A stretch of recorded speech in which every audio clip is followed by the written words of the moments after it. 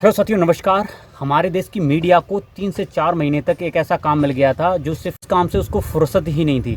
लेकिन आज वही मीडिया, यानी कि जो मीडिया कंगना रनावत और रिया चक्रवर्ती के केस में हमारे पूरे देश को उलझाए रखा, यानी कि परत दर परत दर एक ऐसी सुशांत सिंह राजपूत सुसाइड की मौत को लेकर चर्चा जारी हुई और कहाँ पर पहुँच गई थी। आप देख सकते हैं, लेवल नशे की पुड़िया ढूंढने का काम हमारे देश में चालू हो गया था। रिया चक्रवर्ती गिरफ्तार हो गई थी। वहाँ पर कंगना रनावत के बगावती सुर भी दिखे थे सरकार के खिलाफ और उनका बंगला भी ढहाया गया और वहाँ पर आपको महाराष्ट्र सरकार की दबंगई भी देखने को मिली। साथियों, इस प्रकार की घटना लेकर एक ही चैनल पर 3 से 4 महीने आप कितना कंटेंट देख सकते हैं एक ही विषय के बारे में। साथियों, आदमी बोर हो जाते हैं, लेकिन हमारा वो मीडिया बोर नहीं हो। जिस प्रकार से उनके बड़ बोल थे साथियों, जिस प्रकार से उनके रिपोर्टर जो काम कर रहे थे मीडिया पर, वाकई आपको देखने को मिला। लेकिन आज उस मीडिया को एक ऐसा काम मिल गया जो हाथरस की में जो घटना हुई थी साथियों, उसमें हमारा जो मीडिया था रिया चक्रवर्ती और कंगना रनावत के केस में घिरा हुआ था, वो मीडिया बोलने को तैयार नहीं था। लेकिन अब उसको काम मिल गया। अब उसने सॉल्यूशन ढूंढ लिया है कि जो हाथरस में घटना हुई है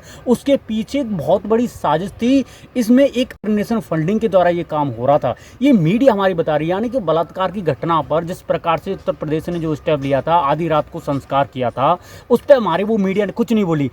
और साथियों, जैसे इंटरनेशनल फंडिंग का मामला है, वो गोदी मीडिया ने ट्रेंड चालू कर दिया है। तो साथियों, ये सोचना चाहिए कि ये किस प्रकार की आप जर्नलिज्म कर रहे हैं।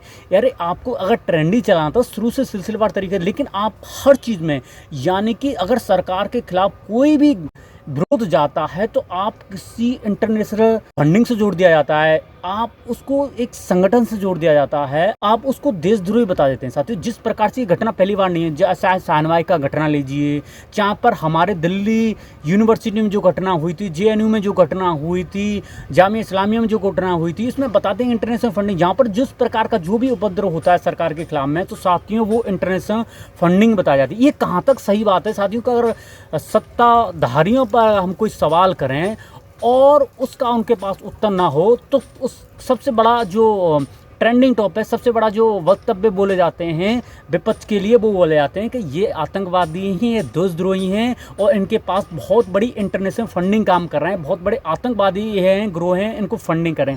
तो जिस प्रकार की जो घटना है, जिस प्रकार की जो हमारी मीडिया उत्तरदायी है सरकार का, उसके बारे में हमें सोचना चाहिए।